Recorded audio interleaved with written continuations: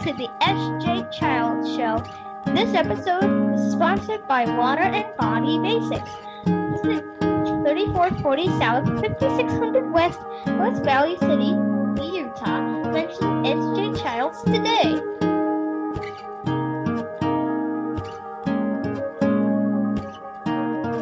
Hi, and welcome to the SJ Childs Show. I'm your host, SJ Childs, and today I'm so thrilled and excited to have this special guest, Armani Williams, and he is a NASCAR. I'm not sure what the name for the kind of the class you're in or anything, so you'll have to fill me in because I'm kind of don't know as much about NASCAR as I do about autism, as we also will talk about today. Thank you so much for being here today. Thank you. And thanks for having me on. I really appreciate it.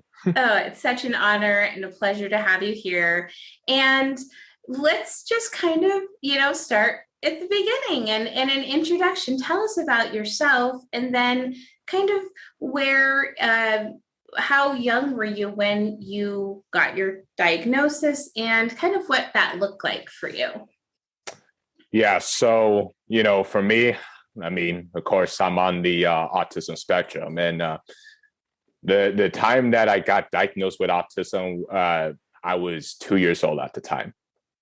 So like being a young kid, I never really realized it at first, because I mean, just, all through life, I was just, thought it was just some normal.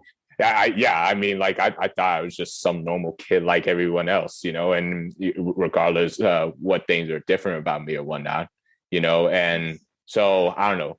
There was always some feeling of uncertainty, like growing up, like in situations where like why I couldn't connect with people, like why was I having a hard time making friends, it was just communication, things, this or what. So, I mean, it took a long time before I realized it, I mean, of course, my parents knew more about it. When I think I was like right around the time I was, in late elementary or getting to middle school, that's when they told me I had autism.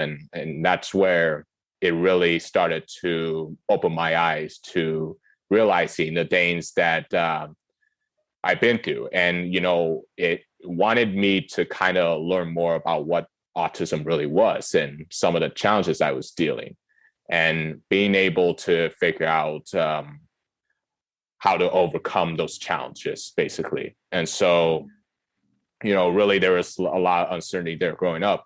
There was a lot of uncertainty of what, like, now that I knew I had autism, what was going to happen throughout my life? What did I really want to do?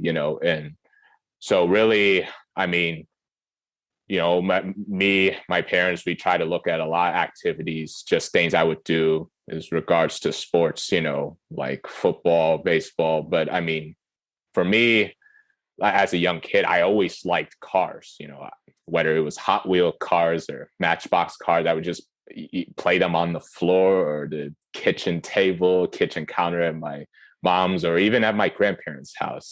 I was just so into cars. And then I started hearing about NASCAR, and I kind of thought to myself, you know what, this NASCAR thing sounds cool. I want to watch this. And so they always play them every weekend on Sunday. And the first time I ever watched a NASCAR race, like I was so, like I was just so into it. It was fascinating to see, one, how fast those cars are going. I mean, you're talking about 180, 190 miles an hour. I mean, they don't even allow you to do that on the highway. I mean, like it was just insanely fast, and just how aggressive the drivers were as far as like the moves they were making, the game positions and the paint scheme of the cars, just the way the cars looked back then. And it didn't really hit me yet on whether it was something that I wanted to do in life. But then, at 8 years old, it finally hit me. And I told my dad straight up that, hey, this is something that I want to do in life. I wanted to be a professional race car driver, Wow. And my family, they understood right away what my passion was, what I wanted to do in my life. And so they wanted to get involved and be on board to help me achieve my dream. And so, at 8 years old, started racing in the go-kart division, junior go-karting division, had some good success there, and then moved into mini cup cars, which are like about a half-size version of a stock car. Okay. And had 18 wins and 2 championships. So, a lot of success there. Then came the much bigger, faster vehicles, moved from mini cups to the Arca Truck Pro Series. And then that same year, I was able to be invited at this program that NASCAR, the one that I'm involved in now, called the NASCAR Driver Diversity Program. And, even though like the team that, excuse me, the team that helped organize it, I wasn't able to be picked to drive for their team. NASCAR saw the potential in me, and it was that kind of recognition to how I got my jump in NASCAR. They were able to give me an opportunity to race in another NASCAR series, but out of the country, in NASCAR Canada, in the NASCAR Pinty Series. And what a cool feeling that is. You travel out of the country to race. You get to experience different venues, different culture, and so that was such a fun time there. I mean, it was also a big learning curve for me too, where I really have an opportunity to know just how to race against these pros. I mean, obviously they're much more skilled. They know how to be fast at every single lap during a race. So it took a little while for me to figure out how to keep up with them. So, I mean, it was a big learning experience, and it's something that I really needed in order to get to the next level. Wow. And I came back to NASCAR in the US, and I think raced several races, like 6 or 7 races, and what was the NASCAR K&N East and West Series. That's kind of like fifth division NASCAR. And then I made a couple starts moving my way up to ARCA last year, where I raced at Phoenix, and then hometown track in Michigan International Speedway, where I got a top 10 finish out of it. And so like that was a pretty cool feeling. And right now with NASCAR, they got top 3 series of the NASCAR Camping World Truck Series, the NASCAR Xfinity Series, and then the NASCAR Cup. I'm now have made it to the top 3 divisions of NASCAR in the NASCAR Camping World Truck Series, and fortunately, I was able to make my debut just a few months ago at Gateway Motorsports Park, which is in St. Louis, Missouri, and I mean, had a really great run. I mean, mainly was just trying to finish the entire race, keep the truck clean and everything like that. Because I mean, every lap you complete, you learn more as you go. And almost got a top 20 out of that, my first time in the NASCAR Camping World Truck Series. So I mean, I felt pretty good about that. That's amazing. Yeah, and so for me, that's just kind of where my journey is right now. I mean, mainly, that's where I've always wanted to be. It's just anywhere around NASCAR, where it was in the NASCAR Camping World Trucks, the Xfinity or Cup. The Cup Series, that's basically every driver's ultimate goal. If they can make it all the way to the top, and that's something that I want to try and reach, but right now, like I've made it, and now it's just where does my career go from there? Like, now I want to try and build a successful career as to where I'm starting at right now, and see where it takes me as I go along. Yeah, definitely. I love the support your family is giving you throughout this process. That makes me so excited, because it's through that support of family that we can really guide our children, empower them to do their passions, to seek out those things that they love, just like your parents did for you, it sounds like. Do you have other siblings too? Yes. So right now I have a 13-year-old brother. Okay. And then a I think 8 or 9-year-old sister that I have, and then a 7-year-old brother as well. So I got about 3 siblings, basically. So you got a full family. That's wonderful. And I'm sure they're so excited and proud of you. Yeah, I mean, they definitely are, I mean, especially my youngest brother, and now it's like I've gotten him into loving cars and loving NASCAR as well, and now he wants to go to a NASCAR race wherever I'm in it. So, I mean, there's definitely some That's cool. racing that I've brought to, my siblings as well. So That's so neat. What is your favorite place to drive? What's been your favorite track? yeah, I mean, that's a good question because I've raced at a lot of tracks out like over my career. But I mean, if I had to choose one, it would probably be, Michigan International Speedway. I mean, it's not, I mean, the track is a 2.5, almost a 2-mile track. It's very wide. It's very fast. You go like almost 200 miles per hour there. So like really, you're ripping it out there. But I mean, it's just, I think it's the fact that it's like close to my hometown. And like I've been to races at Michigan National Speedway as a kid. I can even remember first time my dad even picked me up from school, and he told me that he had a surprise for me. And so, like as he picked me up and we're driving and I'm kind of thinking, well, I mean, heck, we're not even close to home. I don't even know where we're going. Like, where are we going, Dad?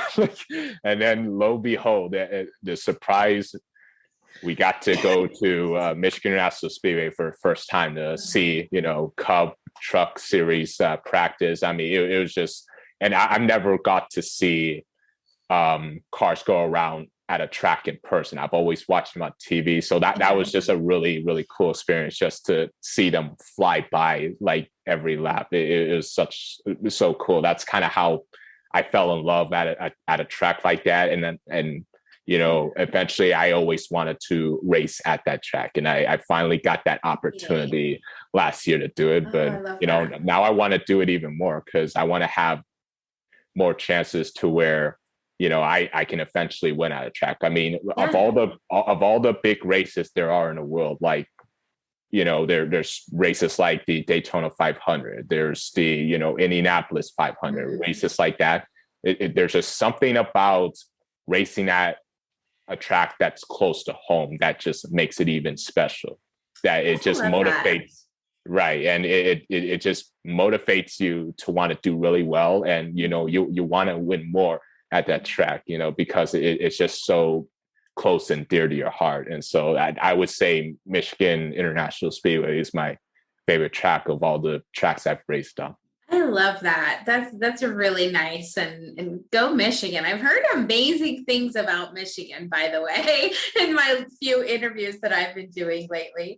Armani Williams, who was a basketball star from Michigan's also. And so, in fact, I was just in touch with him today. That's fantastic. Michigan. I'm going to have to take a trip to Michigan. Well, I have a question that it came from my husband, and like I told you before, he also is on the spectrum, and so I love to hear his perspective. And I made him, come up with some of these questions because he thinks a little bit outside the box. And so his cool question is: when you're driving at 200 miles an hour, are you using more of your peripheral or your focused vision? How do you do that? Yeah, I mean, it's a pretty interesting thing because, with most people with autism, it's like we tend to have a laser-like focus on things that really interest us. So when something catches our eye, we never want to take our eyes off. We just want to we just want to be involved. We want to kind of like learn more about what really what things that makes us excited, and so.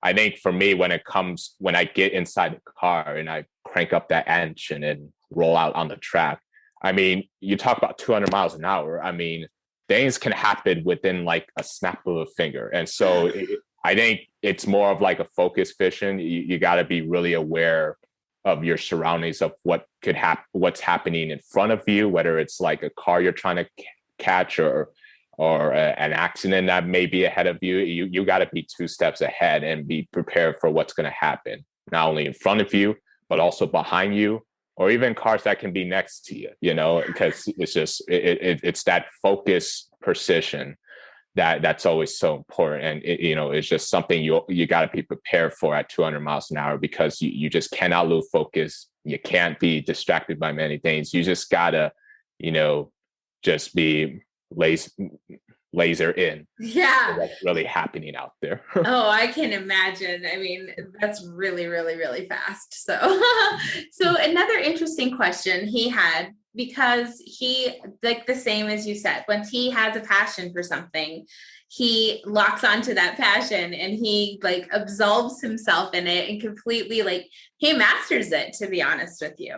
And so he was also wondering, do you feel like there will ever be a time where you'll master driving and maybe like lose your passion? Or it sounds like though for you it's like been a whole childhood and lifetime passion. Yeah, I mean, I think when you fall in love with something, especially like I did at a very young age, I mean, it's very hard to kind of like let that go away. I mean, like even I want to be able to be a professional race car driver, race for as long as I live, really, But like even when that time may come, I don't think that love and passion for, what I always grew up, wanting to do is ever going to go away. I may still want to try and be involved in a sport in every way, shape or form, whether it's, because I mean, for me, being a driver, I also want to learn more about the mechanics of a car. I mean, these are 3,400 pounds that we're going 200 miles an hour with, that we're messing with. That I feel like it's important for me to learn how they work, as far as like the engine, the chassis, the transmission and everything. Like I want to be a little more hands-on with that. And so maybe down the road, there's a case where I want to be involved with something like that. And, a lot of people have talked about, like, every time I speak to them, they always mention about my voice, how I should be like a radio person or nice. And I always thought, you know what, I've seen drivers that retire be up in the booth commentating a race. Maybe that's something I'll think of doing. It's just anything that I can still stay involved in a sport, even if I'm not behind the wheel. It is something that I want to do. And so really, that's things I think about. So just that love for racing and NASCAR itself, that's never going to go away for a very long time for me. Yeah. Do you have any other hobbies that you enjoy doing that people might not know about outside racing? Yes, I do. So one of the hobbies that I like to do is I actually like to cook at home for my family. Wow. I love cooking. We're going to have to exchange some recipes. Right. It's like, for me, it's just, I try to look up a recipe on Google, because you can Google anything these days. Yes. So like, I find a recipe that I like to make, and then we just make it. And, I think for me, it kind of goes to show my appreciation for my family, what they've done for me. So that's another way that I feel like I want to do something for them. I also like to, watch movies at a movie theater. So anytime there's a cool movie that comes out that I want to see, we'll go see it at a theater. And so I like to watch movies. I also like to take vacations whenever I can take time, just somewhere warm, somewhere that just feels like, I want to, like, be on a chair, like resting at a beach, resting at the pool, Love it. Things of that nature. And so I like to, go on vacations. I like to listen to music a lot. And then, I won't say that like I can sing, but, I can probably dance a little bit. That's the thing I could do. So, I mean, those are kind of, so, those are kind of my hobbies, things that I enjoy doing off the track. I love that. And something else you do that does involve the track, but also off the track, it sounds like, is your Race for Autism Foundation. Let's talk about that and how that got started and what you do as the foundation. Yeah, so the Race for Autism Foundation really started several years ago. I would say back in 2015. I mean, as I was moving up in racing, because of the fact that maybe I had something that no other driver has, like someone who has a disability that's trying to live up to his dream. We felt like we needed to try and make some sort of a bigger impact, a way to where we can help get back to the community. And so, me and my family, we had long talks about it, of what we really wanted to do. And so we ended up, creating the Race for Autism Foundation. a nonprofit organization that not only uses My Racing as a platform, but like also to help bring back awareness, inclusion, and understanding for autism, and the things that I've been able to do, like really, I go and so like for me, like whenever I would be at a race, we always tried to contact a local autism association or community group that could be near a race that we're at, and provide them with free tickets and just give them an opportunity to just spend a whole day at the track, just to kind of experience what being on race day is like. Some of the things that they could probably enjoy, like looking at the cars, smelling the engine, things they probably don't like it to see a lot, so something for them to enjoy for fun. I've had an opportunity to speak at a lot of autism associations as well, with the Autism Alliance of Michigan, as well as the GMABLE program, where I got to speak with parents who have someone in their family that has autism. Play place for autistic children in Sterling Heights here in Michigan. We got to speak to kids and volunteers that are a part of that deal, and it's just so many things, and it's just a way to where not only can I share my story and the experience that I went through, but to kind of help give individuals, families, and children who have been impacted, just a reason for hope to like help them understand that, don't ever let autism back you down. I mean, just because you have autism doesn't mean you can't create a much bigger positive impact in the world. And so that's one of the things that we try to share to people in the community. Is to, always keep pushing in life, and if you have a dream of something that you enjoy doing and it's something that you want to do the rest of your life, then why not go for it? I mean, as long as you work hard at what it takes to help you get to that point, and you have the right support system of the people who care about you, believe in you, or, want to make your dream possible. And, just be able to continue to believe in yourself no matter what, stay encouraged, determined, and humble. And, when you can do those things, many possibilities will happen and your dream will eventually come true. And so that's one of the things that the RACE4AUTISM Foundation is about. It's just to kind of help find people who've been impacted by autism, help them find, a path forward in life, that, there's a light of hope at the end of the tunnel. Isn't that true? So I have, my next question is a little bit, I mean, it can be, I guess, a little bit of sensitive subject for some people, but I really am an advocate for empowering children.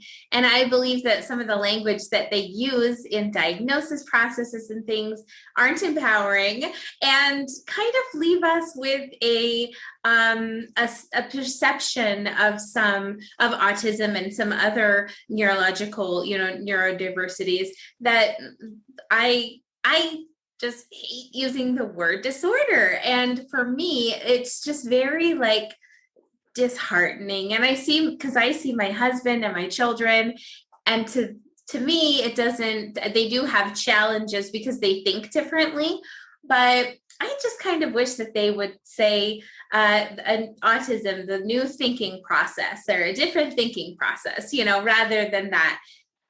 Has that ever, been something that you thought about, or not at all?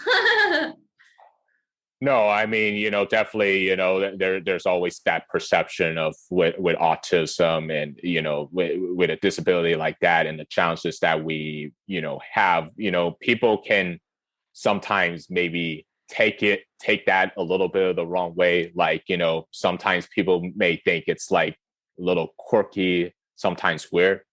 I mean, really, I don't want to think of autism just of being autistic, but more artistic. Because I agree. And paint a beautiful picture of the world. And I think, really what's important is, what's important is, really, I think people need to kind of take a deeper dive to really understand what autism is, and the things we go through, and just be able to understand that, a lot of people in the world are different, but it doesn't always have to be in a bad way. It's a lot of people can be different in a good and unique way. And I kind of think of it with autism,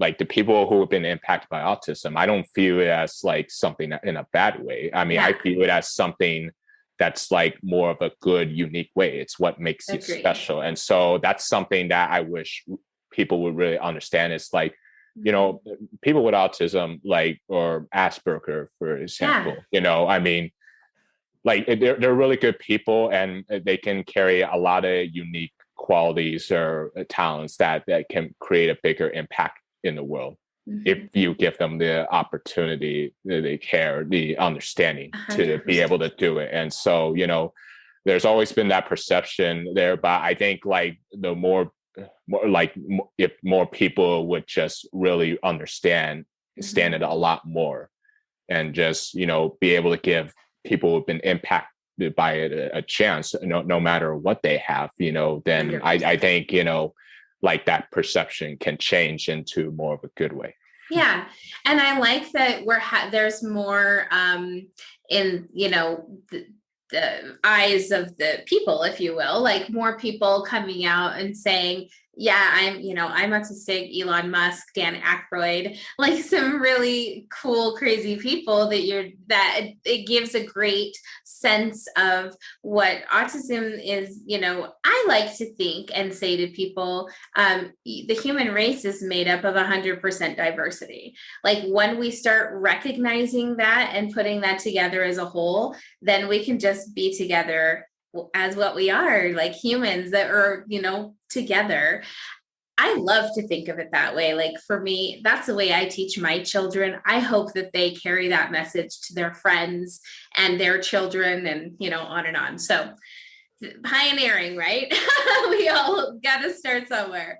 Yeah, definitely. I mean, it's just kind of the way the world is, nowadays. And, it's just, you always want to find ways to where, we can share this world together, no matter our differences, because we're always going to be different in many ways. 100%. But, like that don't mean that, we can share this world together and like, be able to do a lot of things that everybody else does in the world, creating positive impact, like doing things that could possibly change the world, basically. And so, that's definitely what I always think about all the time.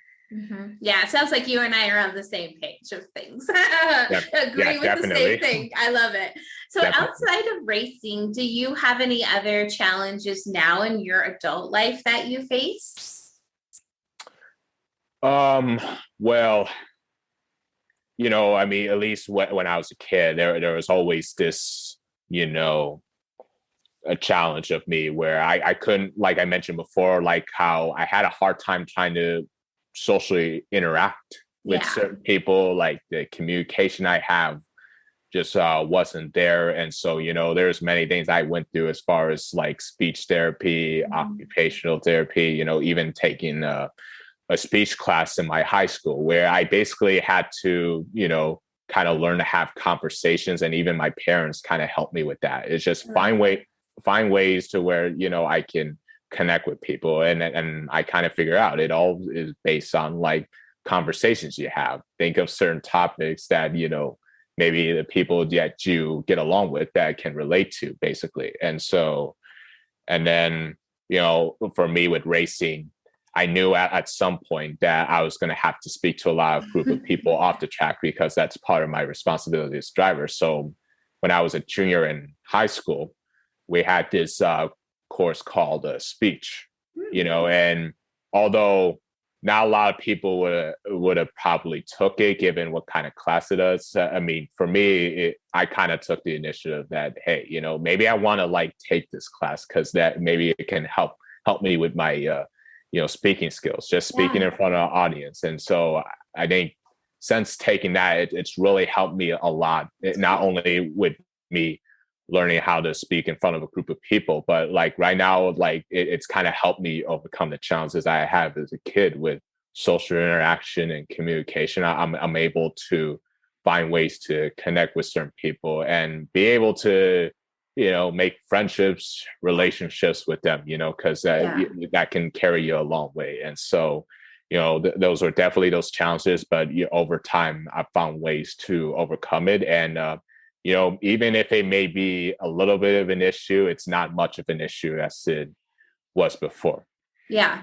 Well, you know what I think is interesting about communication is my husband having gone through a lot of therapy through his life as well. And when I met him, I mean, I obviously communicated the way I did throughout my life, whatever that was. He taught me how to communicate better. Like he had learned so much about how to communicate, how to control your emotions, how to he was like a pro at everything, had to do with like relations, like how to deal with your emotions and keeping yourself in control all the time. And I back then, before I knew that he was on the spectrum, I, didn't have the same perspective and kind of appreciation for that.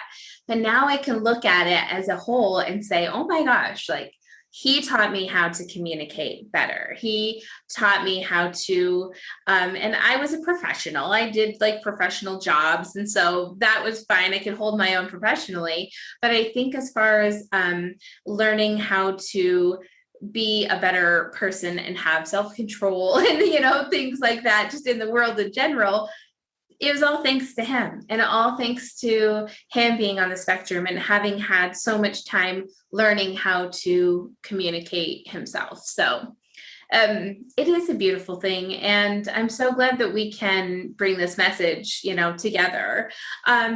So I have one final question for you. And that is, and you kind of answered that, like after racing, what does that look like for you as far as maybe doing, like you said, the, now I can't think of it, the talking about it, or you know what I mean, up in the booth, what are they called? Now my brain is not there. Yeah, it's all right. I can reiterate it again. So I mean, I think, 20 years from now, like hopefully like that's how long I've been racing for, professionally, that's kind of how long I want to be driving a race car for 20 years, maybe even a little longer. I mean, just how long can I carry my career on before it's time to hang up the helmet? And then what are things that I want to still stay involved in the sport, like, whether it's being on a team, like learning how to work on cars. So a little bit of being a mechanic, say, or maybe even being a commentator up in the booth. Commentator. That's there it is. There's the word I was looking for. Definitely. Silly. But, another thing I wanted to mention too, but like even after that, I still want to kind of help like create a bigger impact to people in the autism community, be able to like speak out to, groups, just to kind of share the message that I've always been carrying. Sharing my experience and, being able to like give them some, wonderful advice that they can take for them the rest of their life, just to, help them find some hope along the way. And so that's something that I want to also continue to do as well, even after racing. Yeah, definitely. You sound a lot like me in that I think that talking about autism and really advocating for it is a lifestyle. It's not even like a hobby or something you do off the side. It's just something you do naturally all the time as yourself. And right. I do the same and I love it. I'm so grateful and appreciative to have you here today. I'm excited that we got to talk to one another and meet like this. So thank you so much for your time today. Yeah, thank you. I mean, this has been a lot of fun. I'm glad we were able to like talk about these things. So I've really enjoyed it. Oh, great. I'm glad you had fun and you felt comfortable. And it's a lot of, it's a great community to be a part of, the autism community. I kind of feel like sometimes it's like a special club that nobody else, is a part of, that we have this love for one another and a commitment and support for one another. So to your parents, thank you, and tell them how grateful and proud I am that you are such an amazing young man, and you're doing such amazing things for the world. And I know you're going to be a world changer because I know you already are doing that. So bravo to you. Yeah, thank you. I mean, you definitely mentioned about family. I think it's so important to, rely on your family, especially when it comes to things that you want to do in life. Like I don't think I would have been where I am today without them. So I just appreciate all the support that they've given me, like doing everything they can to help me achieve my dream, and so family is always important, because they'll always love you. They'll always care about you, believe in you. So, whenever something comes up of what you want to do, they'll always be by your side. They'll always be there to help you out. And so, that's the kind of appreciation you want. Definitely. I love that. If people want to find out about the foundation, is there a website that we can go to check that out? Yeah. So I have a website called teamarmaniracing.com. Right. So not only does it talk a little more about me, but like, it'll also talk about more about like my foundation as well. Like if you want to get additional information, as well as, follow me on a few social media platforms like Facebook, Instagram, and Twitter. Anywhere I'm on the go, whether that's, on the racetrack or off the racetrack, doing activities, things that like that nature, so all those things, yeah, you can find there, as well as like learn more about the foundation and the things that we do. Wonderful. Thank you so much. I'm sure to have all the links down in the description and up on the screen once I get this edited. So I will be in touch with you and let you know when this will be airing so that you have a heads up. It was so great to have you here today. Thank you once more, and we'll be in touch. Thank you. Thank you for having me on your show. Bye.